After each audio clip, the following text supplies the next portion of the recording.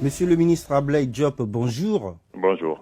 Monsieur le ministre, sur les 18 mois de transition sur lesquels les autorités maliennes se sont entendues avec la communauté internationale, il ne reste plus que 7 à 8 mois. Qu'est-ce qui reste surtout à faire pour que les élections aient lieu le 27 février prochain? Disons que presque tout reste à faire.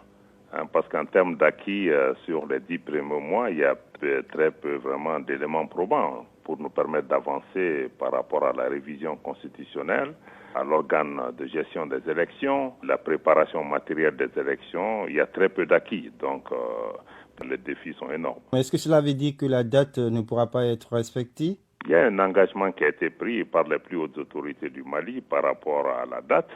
Et nous nous engageons par rapport à ça, nous travaillons à cela. Mais vous savez, comme on le dit dans un langage militaire, c'est le terrain qui commande la mission. Mais tout dépendra maintenant de l'évolution du terrain, et le terrain est jonché d'un certain nombre de défis. Le premier étant le défi sécuritaire. Le gouvernement du Mali fait de son mieux et est à pied d'œuvre pour pouvoir avoir un maillage complet du territoire, en tout cas faire en sorte que les élections se tiennent partout où cela est possible. Nous aurons besoin d'un appui conséquent de la communauté internationale dans cette période assez critique, et nous sentons que l'appui de la communauté internationale est assez timide. Mais cette transition a connu quand même beaucoup de problèmes, un coup d'État dans un coup d'État. Quels sont les plus grands défis qui se posent aujourd'hui à la transition? Bon, d'abord, je crois que les terminologies qu'on prête à certains ici et là, coup d'État dans coup d'État, je pense que c'est un peu trop dire.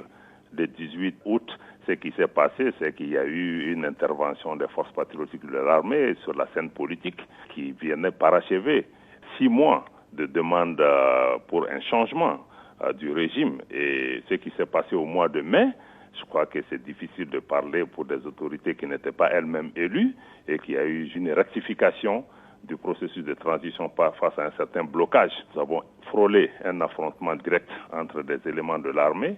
Et aujourd'hui, si nous devons tirer des leçons par rapport à ça, c'est de dire vraiment que nous en sommes quand même sortis avec une armée assez unie pour pouvoir aider à cheminer pour le reste du processus de transition. Il est important qu'il y ait plus de compréhension de la complexité et de la profondeur de la crise que nous traversons. Justement, dans quelle mesure les conséquences de la suspension du Mali, des instances par exemple de la CEDEAO ou de l'Union africaine ou encore de l'Organisation internationale de la francophonie ont un impact sur la transition malienne? Pour nous, c'est plus sérieux que les uns et les autres pensent. C'est vrai que nous avons pu éviter l'imposition de sanctions économiques fortes avec la fermeture des frontières, des sanctions économiques, etc., un blocus du pays, oui.